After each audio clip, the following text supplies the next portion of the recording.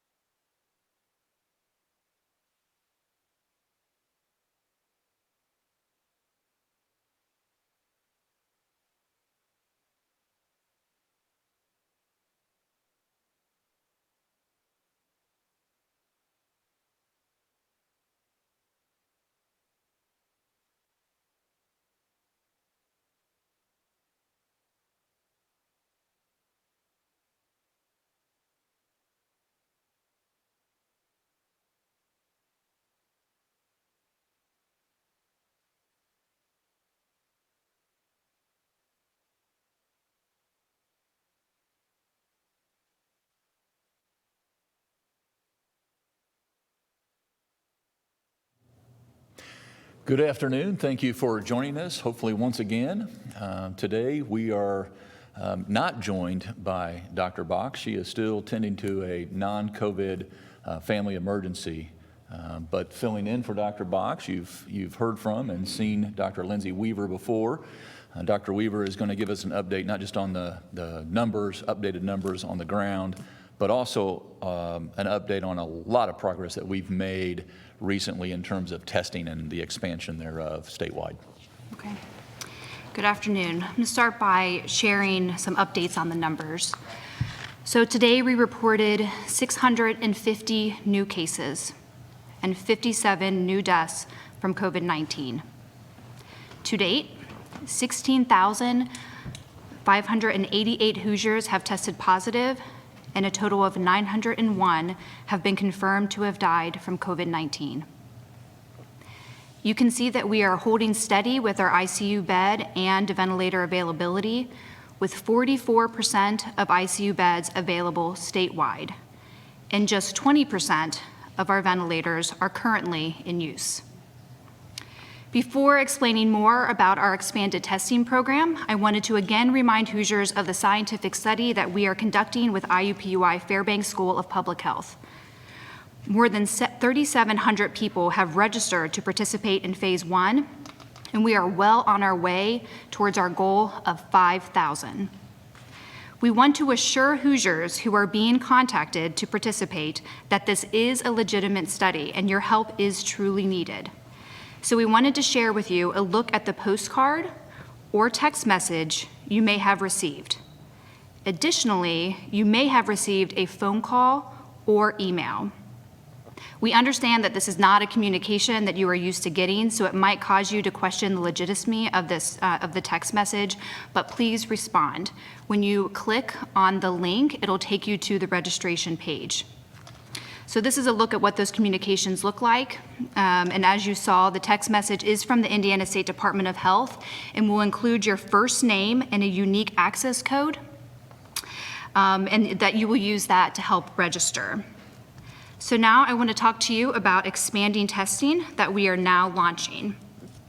Indiana has been working diligently to enhance COVID testing capacity from the beginning of our response by using our strike teams and our drive-through clinics. And more than 87,000 Hoosiers have been tested to date. Today, we are excited to announce another step that will significantly expand testing and allow us to move closer to our goal of testing every Hoosier who has symptoms of COVID-19. Over the next week, OptumServe, powered by logistics, will launch 20 testing sites at select locations around the state, and a plan to increase to 50 sites by mid-May.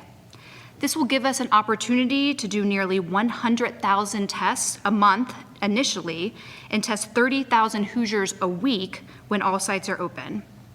The state reached an agreement with Optum as a way to expand testing to all symptomatic Hoosiers while allowing the Indiana State Department of Health to focus on targeted testing of high-risk populations.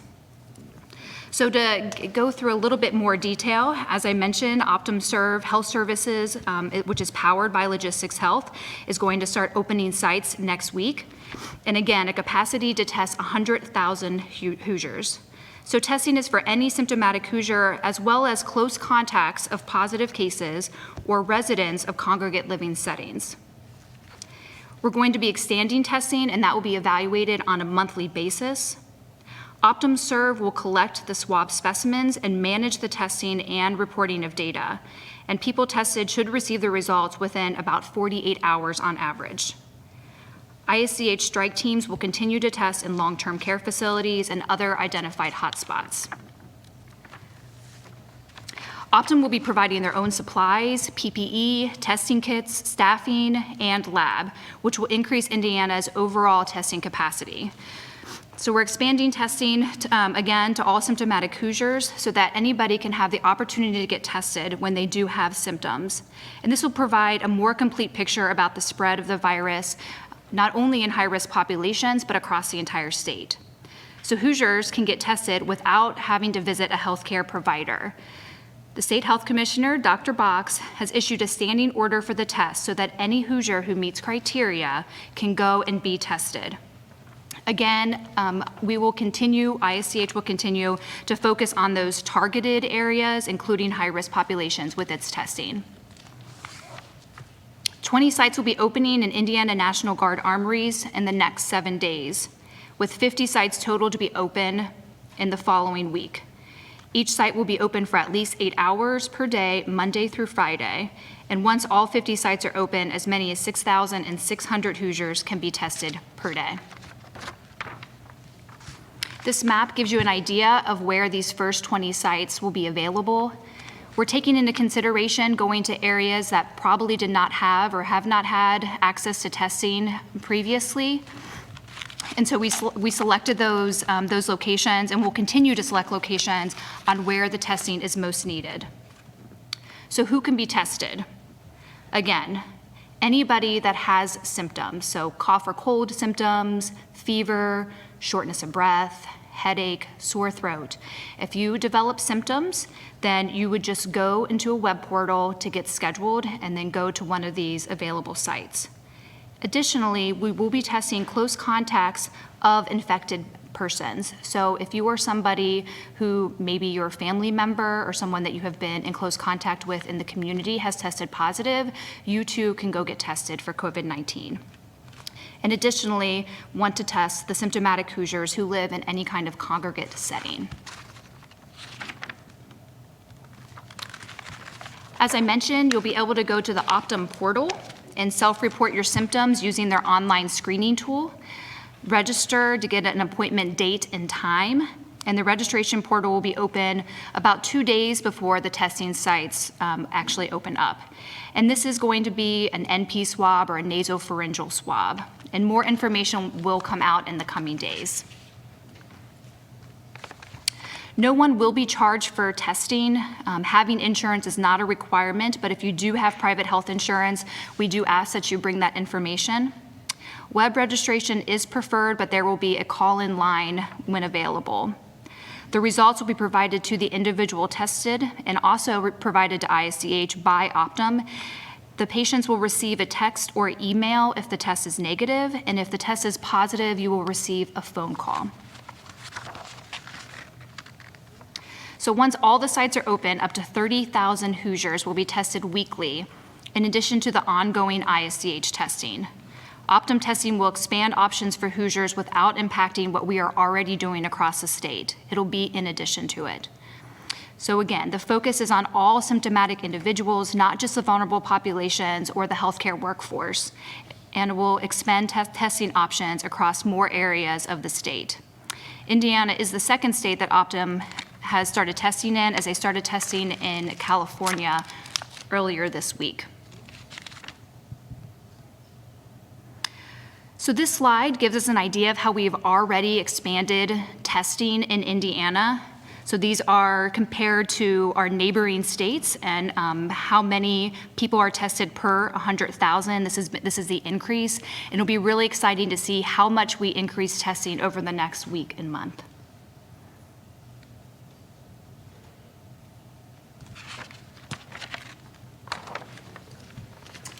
Thank you, Dr. Weaver.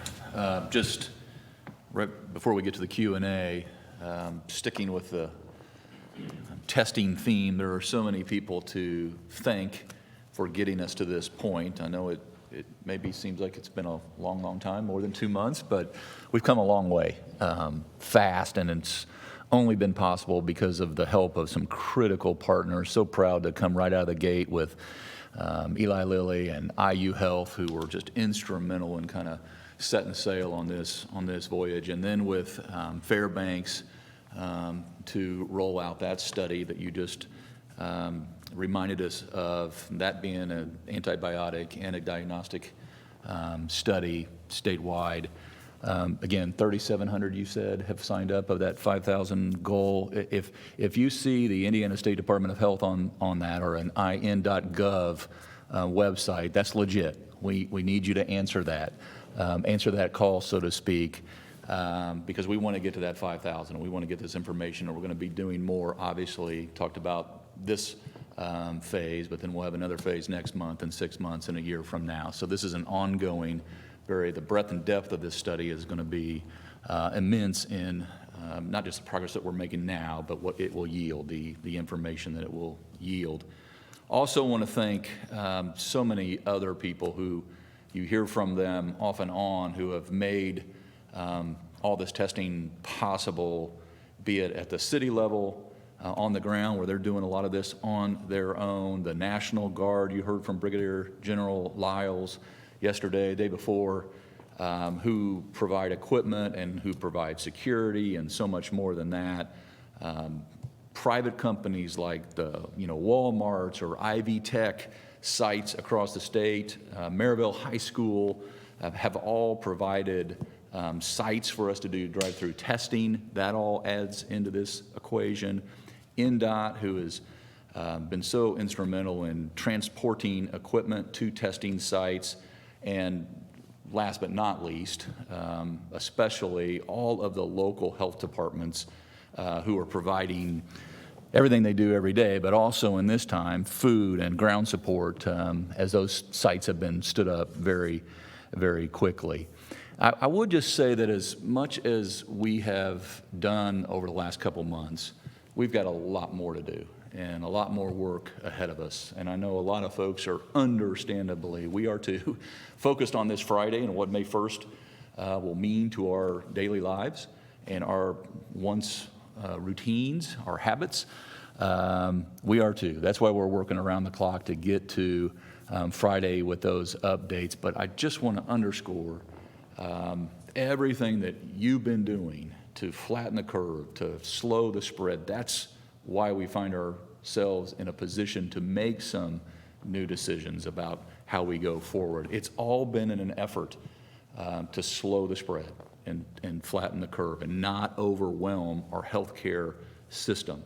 And that's just been essential. Your actions, or non-actions for that matter, have been instrumental in putting us in this position. And so we're going to get the work done between now and Friday at 2:30 to be able to have some updates.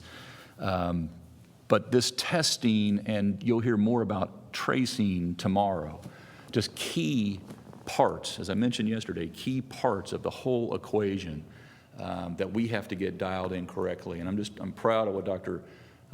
Weaver just articulated, what she just shared about the ongoing expansion efforts in the state of Indiana. But make no mistake about it, we can do all that, we can make all the investments that we need to make, but we can't relax. Your physical distancing has made quite a difference. And The proof is in the numbers.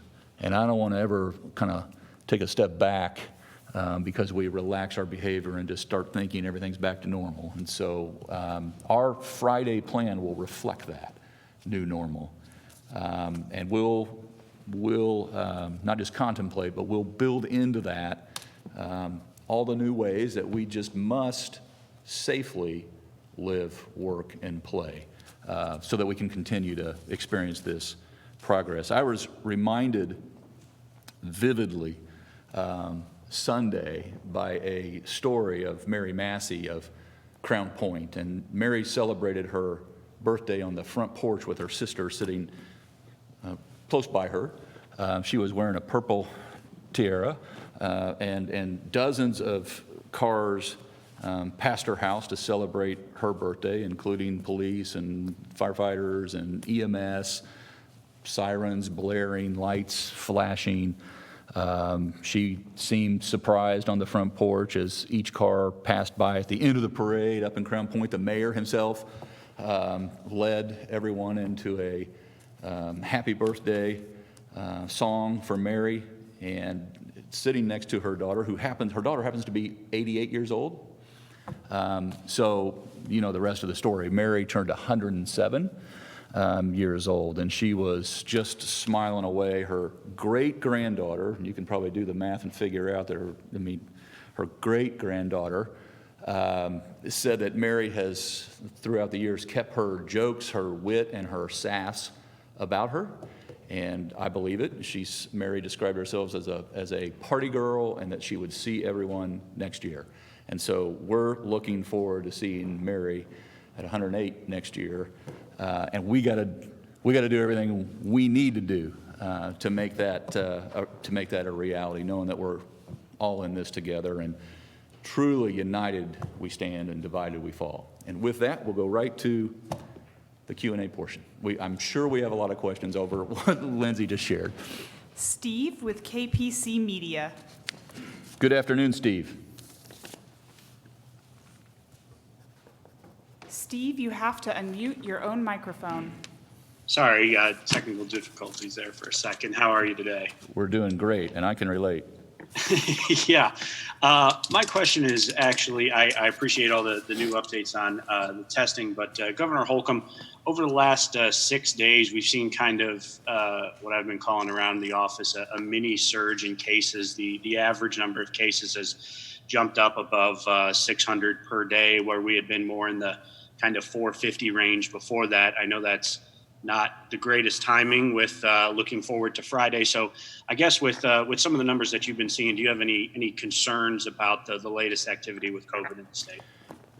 Well, I'm concerned with every number that comes in, and we look at every number that comes in, and as we continue to test, and as this COVID-19 continues to spread, my North Star is focused on is or is not the healthcare system that we have overwhelmed.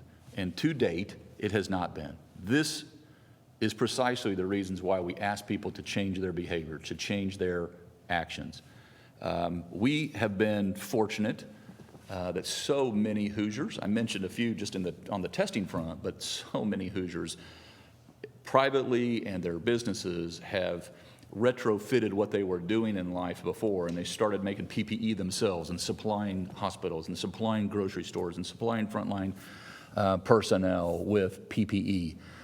That's helped us endure this as well. As much as we've purchased through the IEDC, the Indiana Economic Development Corporation, our procurement efforts, people stepping forward has helped us as well. So it's not just focusing on the positive cases that will continue. This could be with us, folks, for a year.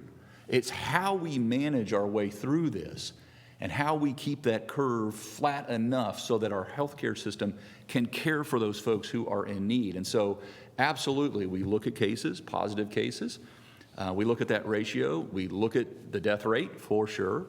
But we also are laser focused on our hospitalization rates. We're focused on the vent availability, the ICU bed availability, whether it's in an area like Cass County or that district, the Health District 4, I think it is, or any other of the 10 districts in the state of Indiana. So it's not just one area that we look at, especially since we're increasing our testing and will over this next month. So we'll identify more positives for sure.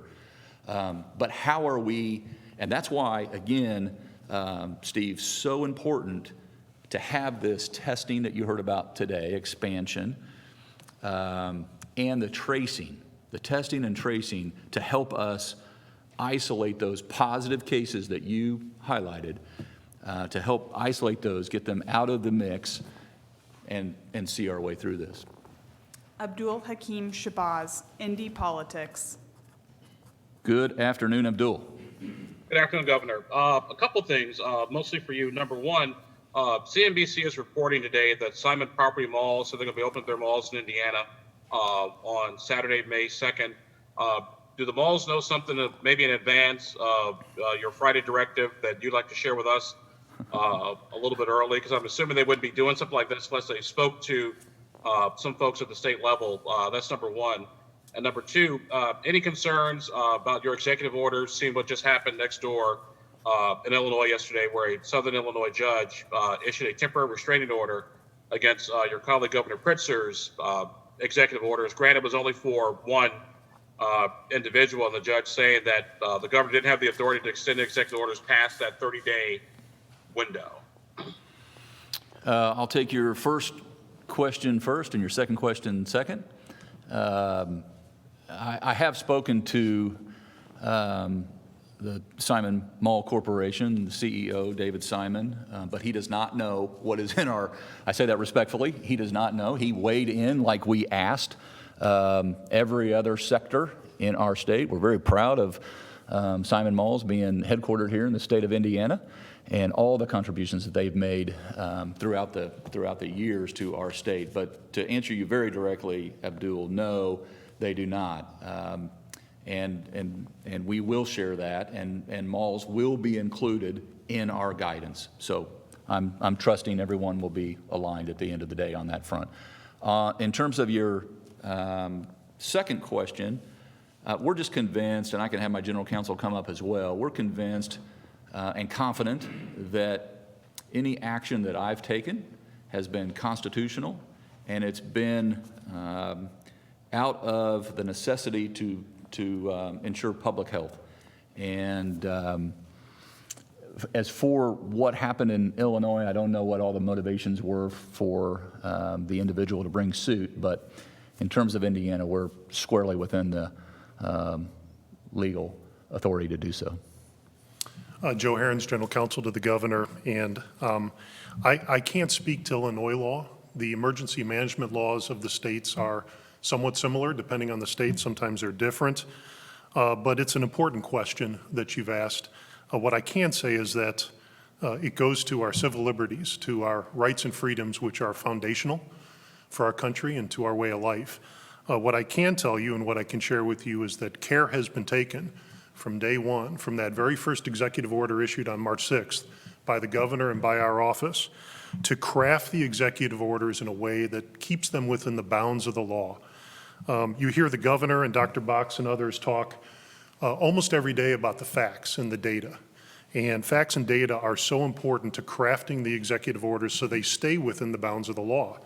And I think what's important here is that as the facts and data change, that you make timely adjustments to the executive orders to keep them within the bounds of the law. And those are things we've started to do. So for example, on Monday, we allowed elective procedures to resume. That was based on an evaluation of the situation. But those kind of adjustments are important to make. And I think as long as we do that, we stay within the bounds of the law going forward.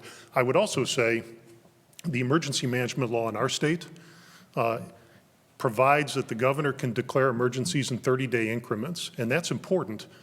He can renew that, as he has done once already, but that's important because it's a way to say that these emergency situations are limited in duration. They're temporary. They're not intended to be permanent, and that's another protection to the constitutional rights that people enjoy and the civil liberties that people enjoy, is that this is a limited situation. We will move through it and past it in the months ahead.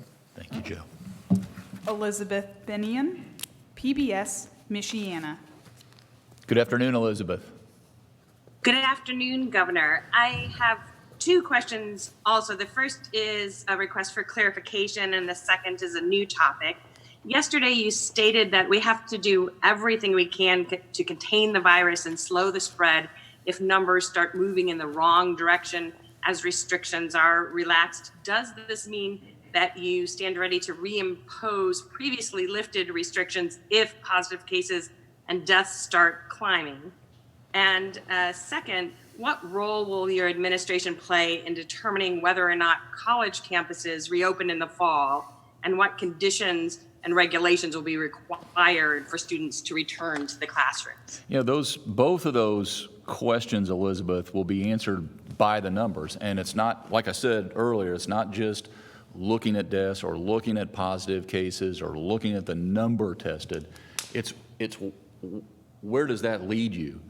And I have always said that we have to make sure that we protect our healthcare system or our healthcare network. That was something we were very fortunate about in the state of Indiana. Others have been as well around the country. But right out of the gate, our healthcare system came together and said, we're going to collaborate and we're going to pool resources if need be. We're going to be able to, if resources are depleted or if room is needed or filled up in one hospital, we can partner with another nearby in that district. That has enabled us to continue to make progress along the way. But again, I just got to stress that while I do have a crystal ball, but it doesn't work. We don't know when this is going to taper off, but we know it's going to be a while. And so we know we're going to be operating in this posture where we're going to have to call audibles. And that's why I've approached this in kind of a 2-week or 3-week increment. To date, and as Joe said, the 30-day emergency order, that allows us to make these decisions. As for college or university schedules, just like K through 12, that's a decision that's not too far off. It's in the month of May that we're going to have to make that decision, and we have received input from our various institutions of higher learning, but we'll also be working with them to figure out how they would be able to safely accommodate their students according to what the numbers on the ground are at that time or leading into that time. So stay tuned, Elizabeth, for Friday, because part of this will be answered. Now the universities and the schools will deal with that after May 1st, but not too far off into the distance. Brianna Cooper, the Indianapolis Recorder. Hello, Brianna. How are you? Good. How are you? Great. Thank you.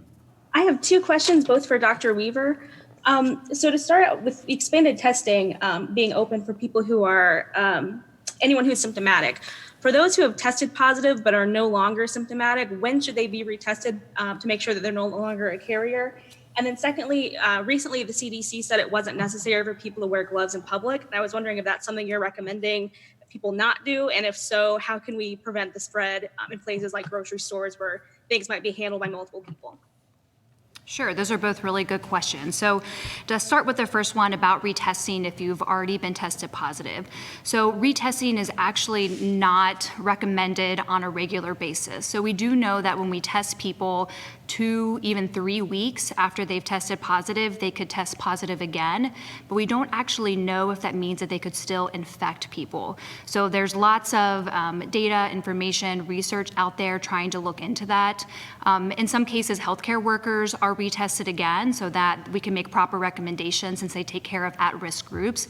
But for most people, there isn't a recommendation that everybody needs to go get retested in order to, I guess, prove negativity.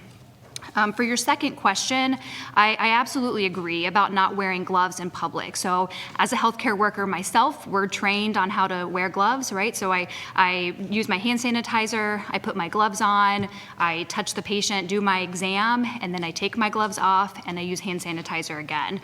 So the problem with going into public is that people aren't trained on the proper use of gloves. So you would go and touch several surfaces and therefore continue to spread the virus around. So My recommendation and what I've been telling other people to do when I go to the grocery store is I wear a mask, I bring hand sanitizer with me, and I just frequently wash my hands. The other thing I always remind people is that when you're walking around the grocery store, that's a good time to put your phone in your pocket or your purse, and don't touch it, because every time you touch something and go touch your phone again, you're potentially exposing your phone to some of the things that you may be touching on surfaces. Kathy Treader, Ferdinand News. Good afternoon, Kathy. Good afternoon. Thank you for all you guys are doing. I really think our state's doing such a wonderful job with your leadership, and it's greatly appreciated. We have a great team, as is evidenced daily. I have two questions, and they're completely unrelated, so I'd kind of like to ask them separately. Okay. The first one and it may be for Fred. I feel like I'm getting to know Fred. I had gotten calls for some people who were self-employed who filed on Friday or when they were first able, and when they went back into the system, it showed zeros. It was to show what they would receive, and then they asked, what are we supposed to do next? They couldn't figure out if that meant they were denied. It didn't say denied, so I thought I'd throw that out there for all the self-employed people. That's question one. Okay, it's a very timely question. What's two? Okay, two is the schools in our area, for example, that are Title I, do feeding programs in the summer. But the requirements now say that the kids have to come, the students who would be getting food, the food insecure kids, would come into the schools. And so far, there's been no waiver to that, and I'm wondering how that will proceed. Now there are an inordinate number of kids getting the free lunch that are being distributed throughout the counties where I serve. And the school corporations are wondering how they wouldn't have room for them all, plus certainly social distancing wouldn't be there if the kids have to come in there to eat. So is there thoughts on that already? Or? Yeah, two really good questions, and I got a thumbs up from Fred Payne, and I got a thumbs up from Katie Jenner, so your answers are forthcoming. Fred? Okay. So the answer to your question is more procedurally related. If you recall, the first phase of the rollout for PUA was really the application acceptance portion of the process. So the zeros that the person is seeing is more likely related to the fact that we may not have received all of the financial information that we'll need to populate that. So that doesn't mean anything is wrong just yet. It means that it's still working its way through the process. And if the individual will need to provide more information, we'll let them know. And Katie, the second question? Well, thank you for the question. Just to open, I think you provide a great segue to provide a thank you to all of our educators out there, teachers, administrators, school personnel, bus drivers who are pivoting and adjusting during this challenging time and doing the best they can to serve our Hoosier families and students. So specifically to your question, the Department of Education has a team. They have a federal grants team. I heard you mention Title I. They also have a food service team. So directly after this, I would be glad to circle with them and get that question straight to them. They have been excellent about answering district questions in a timely manner. And also you might check out, they have a frequently asked question document on their website that could answer some of these questions as well. But again, I will circle with them, and thank you for the question. And thank you again for all educators are doing during this public safety time. And Kathy, Katie will connect with you after this as well. Kayla Sullivan, Box 59. Afternoon, Kayla. Good afternoon, Governor. So today I wanted to ask a little bit about testing, but I specifically talked with a local epidemiologist who said one main reason Indiana is lagging in testing capacity is due to the fact it didn't have any big commercial labs. Would you agree with that? And what other factors do you believe play a role? A map from the Department of Health and Human Services shows Indiana's testing capacity is the worst in the Midwest and one of the lowest in the country. So what do you think was the cause of that? And obviously, you announced today some of these new measures, but what leading up to this point was the cause, you think? Dr. Lindsay, you want to talk even before today in comparison to our Midwestern neighbors, where we actually ranked? Yeah,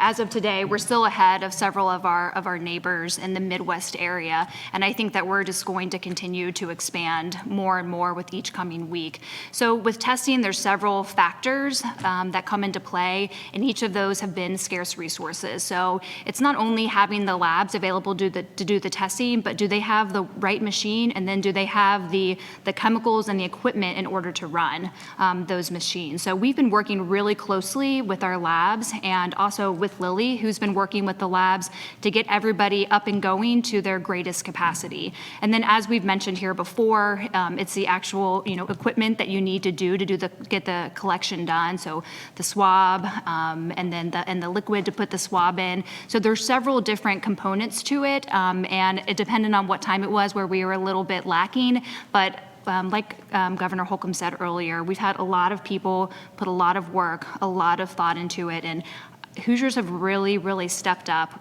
in all aspects of it. So whether it be testing, data capability to help us with testing, I've been really impressed with what we've kind of figured out how to do here. And like I said, I think we're just going to increase more and more, especially with this new partnership with Optum.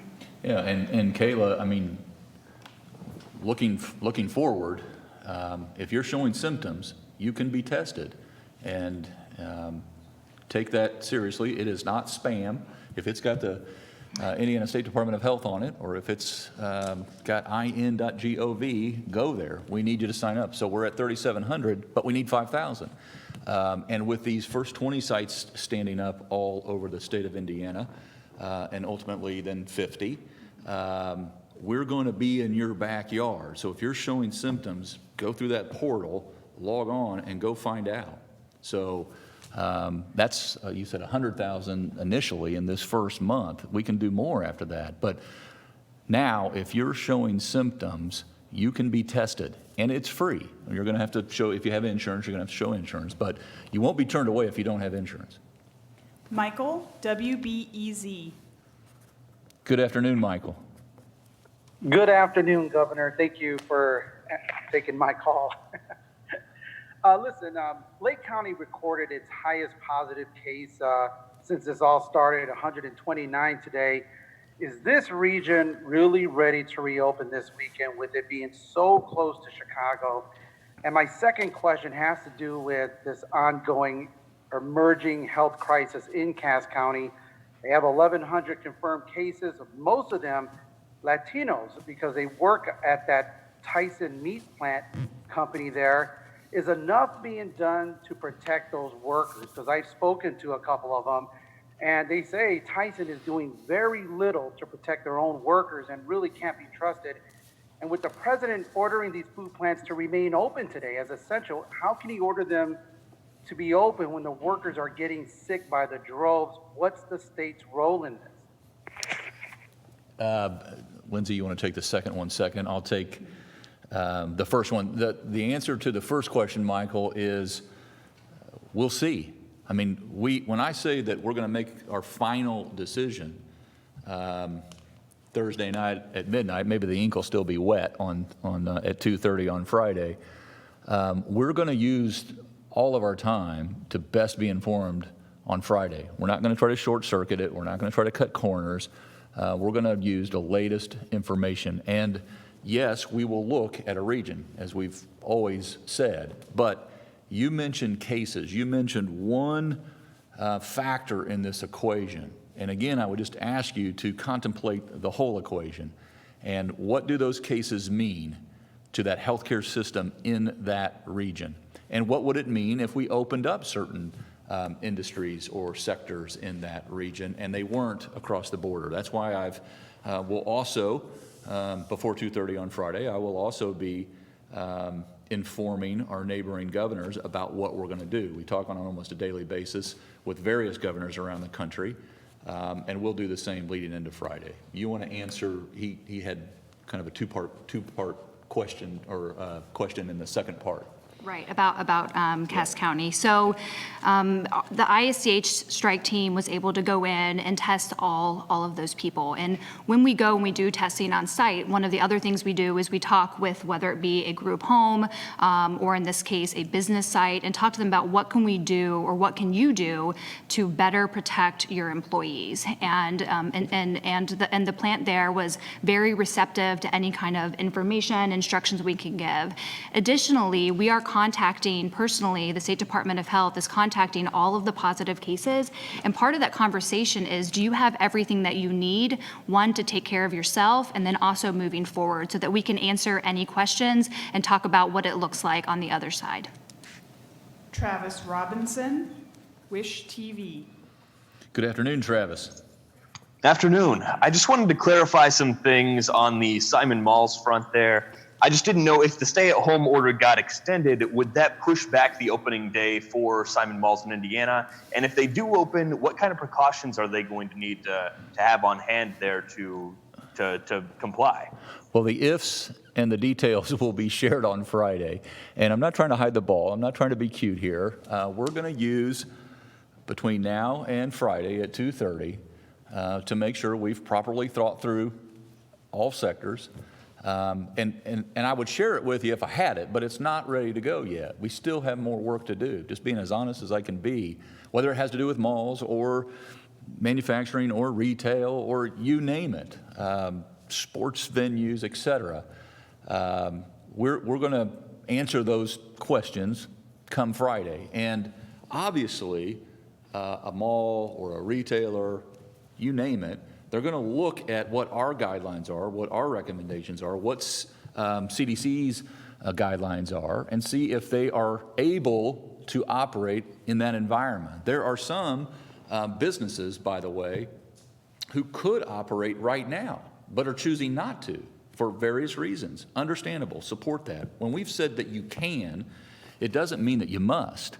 It means that you can if you're prepared to do it in a safe way with these new guidelines in this new world that we actually find ourselves living in. So we'll compare notes. We'll put out our guidance. Malls, et cetera, will respond to that, and they will open if they can in this new environment in the state of Indiana or anywhere else, I suspect, in the country. Mark Wilson, Evansville Courier and Press. Good afternoon, Mark. Thanks for joining us. Mark, you have to unmute your own microphone. Good afternoon. My question for the governor is, has Governor Holcomb's relationship with Vice President Pence benefited the state in any way in the fight against the coronavirus? Well, you should ask him. Our requests tend not to sit on a desk very long, so I would say yes. We've had a good shooting percentage when it comes to requests that we've asked for, waivers that we've asked for. I suspect, I don't want to assume any favoritism, because the administration has been very good at being in constant contact, not just with me, because the vice president calls Indiana his home state. They've been in constant contact with every governor. And so they are very accessible. Last week he called. I missed a phone call because I was here, and he called after the fact just to check in, just to make sure he wasn't missing anything from our end of the deal. So, you know, I think that I don't think that they're showing any favoritism, but I just appreciate that our requests don't linger. Tom Davies, The Associated Press. Good afternoon, Tom. Hello, Governor. My question goes to, how was OptumServe selected to do all this additional testing? How much it will be costing the state to do this? And then how much of a increase will this mean percentage-wise for testing around the state, as the inability to people to get testing has been a persistent problem across the country? Yeah. You want to talk about the particulars of the deal? So I think one of the great benefits of partnering with OptumServe is that they come with the full package. So from end to end, they are providing the people to do the testing, the swabs. They'll be sending them to the lab. They're partnering with local communities to where we have identified where there is need, and then they're going to work with the local communities to help communicate that to everybody. And then we showed you the first 20, but those local 50, we'll see where they go based on hotspots, based on population, and again, like I said, based on need. So I think to me, what they really are providing is that end-to-end communication with the patient, with the state, and all of the things that we've at times had difficulty getting for the state, such as the swabs and the PPE. So that's the best part. I'm trying to think, was there another part of the question? Cost. Maybe you might touch on the benefit of after 1 month, we could go 2. Right, so we're going to do this on a month-to-month basis and keep on evaluating the situation and what they're providing for Indiana. I can't think off the top of my head what percentage increase that would be, but it is going to be pretty significant if we can get to 30,000 tests a week, which is what the goal is initially. Additionally, so the cost for the state is $17.9 million, but we are hoping that a good part of it, if not all of it, will be covered by federal grants. And Tom, something else to just factor in here. Again, I'm not the doctor, so I'm not speaking for any doctors in this room right now, and there's a few. But what needs to also be contemplated in this, and one reason why we're excited about this first month and it being such a substantially high number, up to 100,000, and then the ability to go back a month later. But technology is our friend in this, and I think when new ways of testing come online, what you don't want to be is tethered to or tied to only one option when other products will come online in the future. Now, that may be 2 months, that may be 6 months, that may be a year, but we may be testing much differently down the road. But this is going to give us information now, and I think you mentioned folks are going to get the results within 48 hours. Right. And so this is a quick turnaround. This is an inventory that's in place. This is a company that's, obviously, she also mentioned working with California. So they're getting a snapshot out on the West Coast and in the Midwest. And we feel really good about not just where we are, but where we're going. Sarah Clifford, the Brown County Democrat. Good afternoon, Sarah. Good afternoon. I have 2 questions, both for Dr. Weaver. Brown County only has 15 confirmed cases of the virus right now, but we're surrounded by counties that are in the triple digits. Only 61 of our residents have been tested so far. I'm wondering, how likely really is it that we only have 15 confirmed cases? And is there sort of a false sense of security in that number? And also a second question, several readers have asked us if the virus could have been here in early February when we had a lot of students sick in our schools and people were testing negative for flu, but had flu-like symptoms. Is that at all possible? So the first question about Brown County, as we can see, and I think Cass County is a great example of that. If you test a lot of people, you're going to see a lot more positives, right? Especially if you're kind of a hot spot. So we do expect if we increase testing in Brown County that you would see more test positive. And that's one of the reasons why we have this very concerted effort to look across the state and decide really where do we need to have an increased capacity for testing. I think that we all need to continue to act as if we currently have the virus and others around us have it too. So every measure to do that, that social distancing and take all precautions is what is needed so that we don't have that false sense of security, especially as we start moving around a little bit more.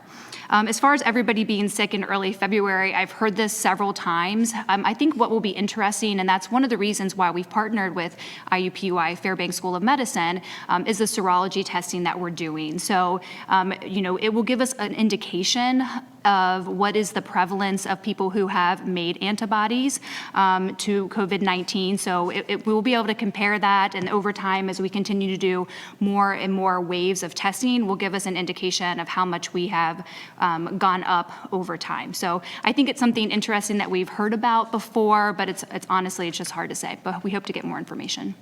And Sarah, I would just also add that we'll continue to Lindsay mentioned partnering, and we'll continue to partner with local officials, be it mayors or town managers or county commissioners, and where they may be even more restrictive than we've been. This is not atypical or unusual in the country, and we're no different here in Indiana. And so if something is not allowed in Marion County, where we sit right now, but is in Hancock County, we'll work with the locals in both areas, and that includes Brown County as well, and your collar counties around Brown County.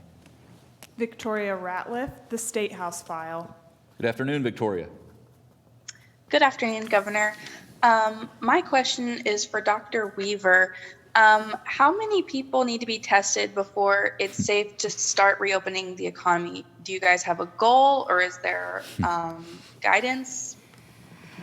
So I think that this is just an ongoing situation. There is so many data points, honestly, that come into any decision making. And me as a newcomer to state government have been very impressed by the number of people that are included in any kind of decision making, including bringing all the doctors into the room, the medical experts, the researchers, everybody to give a lot of input. So I don't think there's an exact number. I think, as Governor Holcomb said, it really is. I mean, we are in constant contact with our hospitals, talking to them about, what does it look like? How do you feel? How do you think things are going on? Constant contact with our local health departments, our providers across the entire state, all of the business leaders across the state. So there really are a lot of people who are looking at this. And I think that just like in the beginning, things have changed almost on a daily to weekly basis, that we just need to be prepared to do the same as we start to open up things, that if we see things are changing, that we're prepared to then change course again. Yeah, and I would just add that the economy is open to a certain extent, and it's not where we want it to be, but we have manufacturing going on right now. We have retail business being conducted right now. We have construction projects being done right now. And so for a state like Indiana, yes, we monitor traffic patterns and who's out on the road. And we have pleaded with, and again, 99.99% of Hoosiers are playing by the rules. And this has enabled us to not overwhelm our healthcare system. The question is not when are we going to reopen the economy, it's what parts of the economy will reopen and how they will reopen. And so that's a timeline. That is, as I mentioned yesterday, again, we don't have every T crossed and every I dotted yet, but that will roll out in stages. It will not be that light switch where the economy's open, we're all back to work, same thing as it used to be. It won't be that. It'll be in multiple stages leading through the summer. Adam, WFIU. Good afternoon, Adam.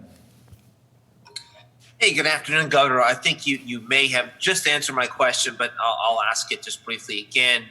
Governor DeWine in Ohio had doing kind of a layered approach to reopening their economy, and it sounds like that's sort of the same phase or same method you may take as the next few days unfold here, right?